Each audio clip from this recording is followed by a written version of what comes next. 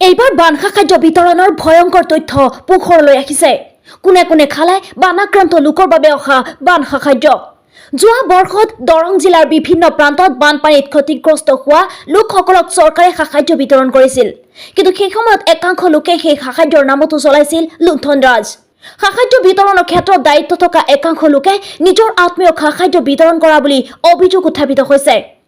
অভিযোগ মৰ্মে দৰং জিলাৰ নাংগলী চাপৰিত বানাক্ৰান্ত লোকৰ নামত আবণ্টিত হোৱা বানখা খাদ্যৰ সামগ্ৰীসমূহ নাংগলী চাপৰিৰ হালিমা খাতুন, মফিজুদ্দিন আৰু আমিৰ উদ্দিন নামৰ লোককেইজনে অইন ঠাইত বিতৰণ কৰা বুলি অভিযোগ লয়।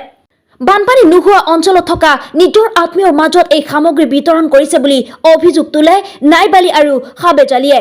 দুখীয়া লোকক প্ৰাপ্যৰ পৰা বঞ্চিত কৰি চৰকাৰী খাদ্য লুণ্ঠন কৰিছে বুলি অভিযোগ তুলি পূব মংগলদৈ ৰাজ্য চক্ৰ বিষয়াক লিখিত অভিযোগ দিয়াৰ উপৰিও দৰং জিলা আৰক্ষী অধীক্ষকক এজাহাৰ দাখিল কৰে।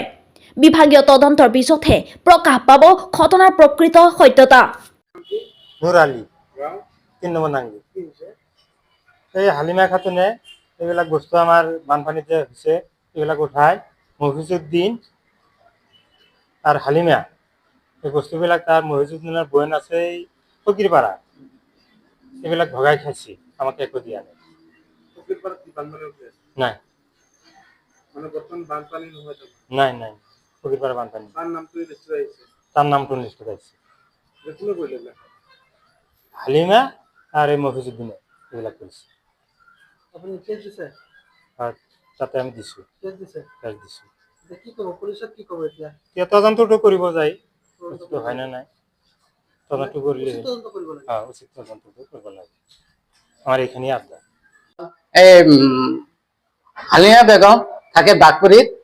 বানপানী জবানি বানপানী সাহায্য দিছে, 3টা ভাগ করে গেছে। মফিজুদ্দিন, আমরুদ্দিন, মফিজুদ্দিন আর হালিমা বেগম 3টা ভাগ করে খেয়েছে।